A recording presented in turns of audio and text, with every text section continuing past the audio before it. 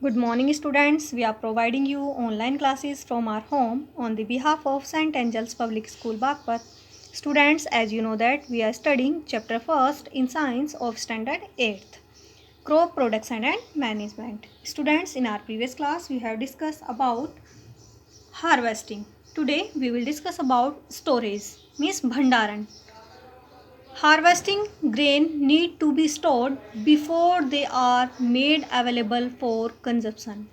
Means कटे हुए अनाज को स्टोर करने की रिक्वायरमेंट होती है before they are available for consumption. Means उन्हें यूज़ करने से पहले, उपभोग करने से पहले कटे हुए अनाज को स्टोर करने की, मीन्स एक जगह इकट्ठा करके भर कर रखने की, भंडार करने की रिक्वायरमेंट होती है। To prevent their spoilage, means उन्हें ख़राब होने से बचाने के लिए, स्पॉइलेज ख़राब होने से, it is necessary to ensure that both the grains and the storage area are free of moisture। हमें ये एंश्योर कर लेना चाहिए, ये श्योर कर लेना चाहिए कि जो ग्रेन है, हमारा अनाज है, और वो स्टोरेज एरिया जहाँ हमें अनाज को स्टोर करके रखना है वो हमारे मॉइस्चर से फ्री है या नहीं है। The grain are dried in the sun, means अनाज को धूप में सुखाया हुआ होना चाहिए। To remove as much moisture as possible, जितना पॉसिबल हो सके उतनी ज़्यादा मॉइस्चर फ्री हमें अनाज को कर लेना चाहिए धूप में सुखा कर। दे आर दैन वेट, और उसके बाद उसे वे किया जाना चाहिए, तोला जाना चाहिए। And pack in gunny bag, और बोरियों में पैक किया जाना चाहिए, और बीन्स या किसी बीन्स वगैरह में पैक किया जाना चाहिए। Bulk storage of grain is done in granary and silos, means अत्यधिक जो भंडारण होता है वो हमारा भंडार गृह में किया जाना चाहिए, जैसे कि ग्रेनरीज एंड सिलोस में। लेट्स रिमाइंड, जो कटा हुआ अनाज है उसे स्टोर करने की रिक्वायरमेंट होती है उपभोग करने से पहले, यूज़ करने से पहले। अनाज की स्पॉइलेज को बचाने के लिए हमें ये इंश्योर कर लेना चाहिए कि जहां हमें अनाज को स्टोर करके रखना है वो एरिया और हमारा अनाज बिल्कुल मॉइस्चर फ्री है या नहीं है। अगर नहीं है तो हमें अनाज को धूप में सुखा लेना चाहिए, जितना ज़्यादा पॉसिबल हो उसे मॉइस्चर फ्री करना चाहिए, और अपने उस स्टोरेज एरिया को भी मॉइस्चर फ्री कर लेना चाहिए। दे आर दैन वेट, और उसके बाद उसे पैक किया जाना चाहिए गनी बैग्स में, बोरियों में, और किसी बिन्स में। और बुल्क स्टोरेज, अत्यधिक जो स्टोरेज होते हैं, भंडारण होता है अनाज का, is done in granaries and silos, ये हमारा भंडार गृह में, अनाज भंडार गृह में या सिलोस वगैरह में किया जाता है। The storage area should be kept clean and dry, means वो भंडारण जो एरिया है जहाँ हमें भंडार करके रखना है, स्टोर करके रखना है, वो हमारा साफ़ और सूखा होना चाहिए। Pesticides should be spread beforehand to keep pest away, means जो कीटनाशक है वहाँ पर छिड़के जाने चाहिए वहाँ उसे स्टोर करके रखने से पहले, ताकि जो पेस्ट है, जो कीट हैं, उससे दूर रहे। Periodic inspection of storage area is necessary to ensure the safety of grain, means अनाज की सेफ्टी के लिए टाइमली, समय के अनुसार बीच बीच में इंस्पेक्शन करते रहना चाहिए, उसका निरीक्षण, उसकी जांच करते रहना चाहिए। ये हमारे अनाज की सेफ्टी के लिए बहुत ज़्यादा ज़रूरी है। Now increasing crop yield, means जो फसल है उसके उत्पादन को, उसकी आत्मसमर्पण को बढ़ाने के लिए क्या करना चाहिए। Carrying out basic agricultural practice systematically can be substantially increase crop yield, means अगर हम एग्रीकल्चरल प्रैक्टिस को पूरे सिस्टमेटिक तरीके से करें तो जो क्रॉप की प्रोडक्शन कैपेसिटी है वो बढ़ जाएगी। Technique such as mix cultivation, जैसे कि मिक्स कल्टीवेशन की टेक्निक एंड क्रॉप रोटेशन, और फसल चक्र की जो टेक्निक है, can increase crop yield further, जो क्रॉप की इंक्रीजिंग जो यील्ड कैपेसिटी है उसे बढ़ा सकती है। मींस मिक्स कल्टीवेशन और क्रॉप रोटेशन जो टेक्निक्स है ये हमारी क्रॉप यील्ड, जो फसल उत्पादन है, उसे बढ़ा सकती है। So let's discuss mix cultivation. In this type of cultivation, two or more different types of crops are sown in a particular field at a same time। इस तरह के कल्टीवेशन में दो या दो से ज़्यादा टाइप की फसल एक ही फील्ड में एक समय में डाली जाती है। The crop chosen are such that nutrients need to one crop are fulfil by other. और जो क्रॉप है वो हमें ऐसे चूज़ करनी चाहिए कि जो न्यूट्रिएंट्स है एक क्रॉप के, अगर हम दूसरी क्रॉप लगाए, क्रॉपिंग करें, तो उससे उसके न्यूट्रिएंट कंप्लीटली फुलफिल हो जाए। फॉर एग्जांपल, जैसे कि अ लेग्यूमिनस प्लांट, एक फलीदार पौधा, that is a plant having seeds of long pod, की जो जिस प्लांट में काफ़ी लंबी लंबी फलियाँ होती है, सच एज चिकपी, जैसे कि चना, और मूंग can be grown in a same field along with the cereal such as wheat, जैसे कि चना या मूंग उसी सेम फील्ड में हमारी जो वीट है, गेहूं की फसल है, उसके साथ बोया जाना चाहिए। Let's remind again, mix cultivation में दो या दो से अधिक क्रॉप्स एक ही समय में बोई जाती है, और वो क्रॉप ऐसे चूज़ की जाती है कि एक क्रॉप का न्यूट्रिशन को अगर रिक्वायरमेंट है, तो हम दूसरी क्रॉप ऐसी चूज़ करें कि वो उसकी न्यूट्रिशन की रिक्वायरमेंट को फुलफ़िल कर सके। जैसे कि लेग्यूमिनस प्लांट जो फलीदार पौधे हैं, उनकी जो फलियाँ होती है बहुत लंबी लंबी होती है, उनकी लॉन्ग पोड्स होती है, मतलब लंबी लंबी फलियाँ होती है। जैसे कि चना और मूंग हमारे सेम फील्ड में बोए जाने चाहिए, because they increase the nutritional capacity of another crop along with the cereal such as wheat, मतलब हमारे खाद्य पदार्थ जैसे कि गेहूं के साथ चना या मूंग बोया जाना चाहिए, ताकि वो हमारे गेहूं की जो न्यूट्रिशनल कैपेसिटी है उसको फुलफिल कर सके। नेक्स्ट इज क्रॉप रोटेशन, फसल चक्र।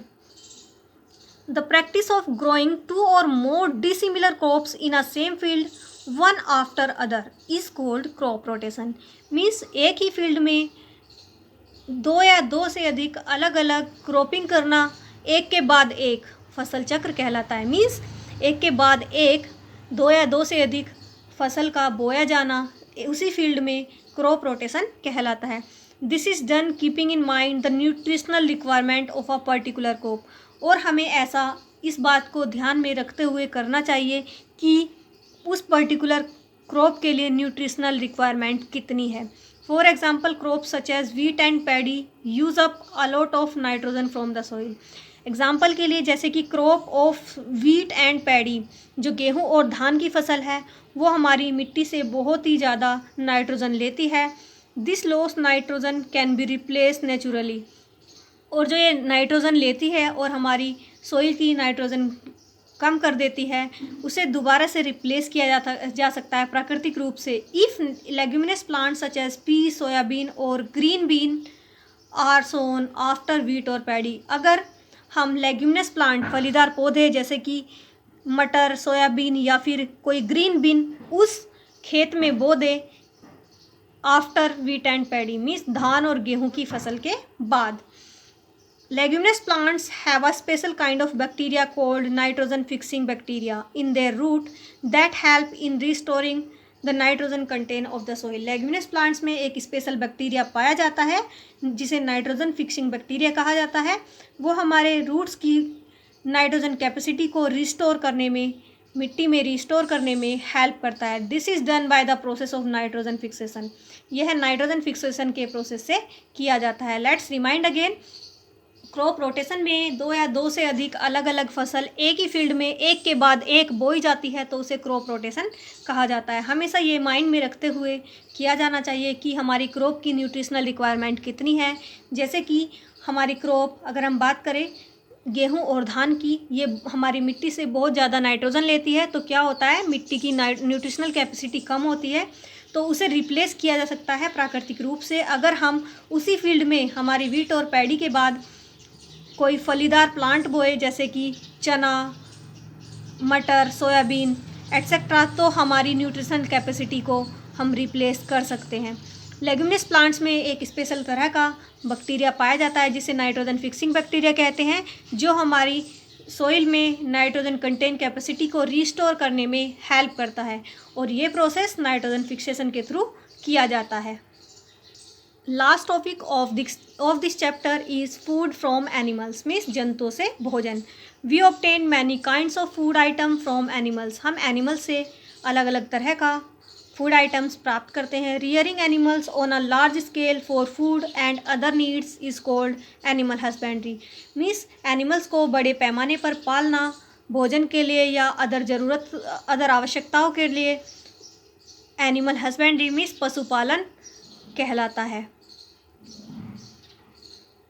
पशुओं को बहुत बड़े पैमाने पर भोजन के लिए या अपनी ज़रूरतों को पूरा करने के लिए पाला जाना पशुपालन स्थान कहलाता है। Animal husbandry is a place where animals are reared on a large scale, जहाँ पर एनिमल्स को काफ़ी बड़े पैमाने पर अपनी फूड के लिए या अदर पर्पज़ के लिए पाला जाता है। Here are some examples of food product obtain from animals. यहाँ कुछ एग्जाम्पल्स है फूड प्रोडक्ट के जो कि हमें एनिमल से प्राप्त होता है, जैसे कि milk. Milk is obtain from animals such as cow, buffaloes and goats. Milk हमें कुछ एनिमल्स जैसे कि काउ से, बफेलो से और गोट्स से मिलता है। It is use to prepare varieties of products such as butter, ghee, curd and cheese. और मिल्क से काफ़ी प्रोडक्ट्स प्रिपेयर किए जाते हैं जैसे कि मक्खन, घी, दही और पनीर।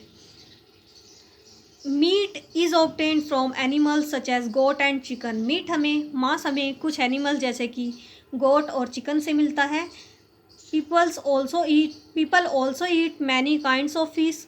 लोग बहुत तरह की मछलियाँ भी खाते हैं जैसे कि श्रिम्प्स, झींगा मछली, prawns, it is a type of a fish.